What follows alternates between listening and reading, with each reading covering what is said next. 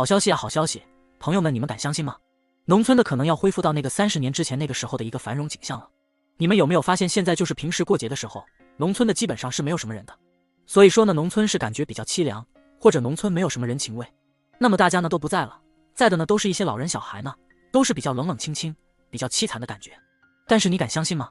现在农村可能要恢复到30年前的光景了。有没有发现我们那个时候30年前的农村基本上呢都是这个70后、80后，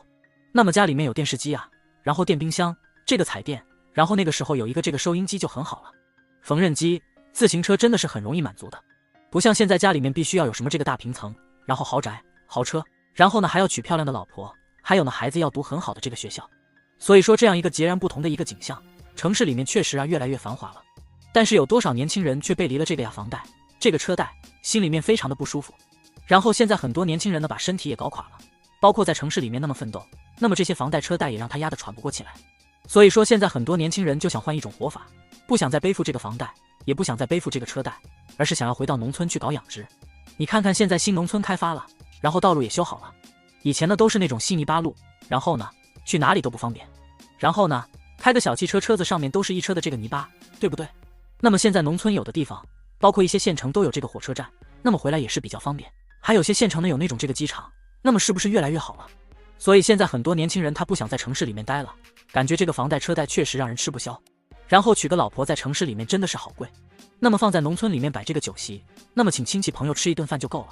不像在城市里面各种那种，比方说要在大酒店里面办，然后呢还要给很高的这个彩礼，还有这个豪车、大平层、大豪宅，对不对？那么在农村结个婚简简单单，轻松又自在，所以说很多年轻人都想明白活通透了。他说与其在城市里面活得不自在，然后身体呢又搞垮了，还结不了婚，找不到老婆，还不如来回农村去搞搞养殖，然后呢做做电商，也可以做做自媒体，然后还可以做什么带货之类的，非常的自由。这也是不同的出路。你看现在好多的这个新农人在农村里面，比方说推广自己家乡的这个农特产，是不是？然后又把农村的又振兴起来了，带来了好多的这个就业岗位。那么别人在城市里面不一定有这么高的收入。说实话，我知道农村在不久的将来很可能会恢复到以前30年的光景，又是街里街坊，然后热热闹闹。即使这个在农村做养殖没有那么多成本，也不需要投那么多钱，没有那么多资本的话，你可以去搞什么收割机，去收割一些什么水稻、小麦。你比方说这个撒农药、种植，包括现在很多都是用这个无人机去这个喷洒这个，然后呢去养一些这个鸡鸭呀、牛之类的。然后他就是说我赚不到钱，那么我也不想在城市里面待着了。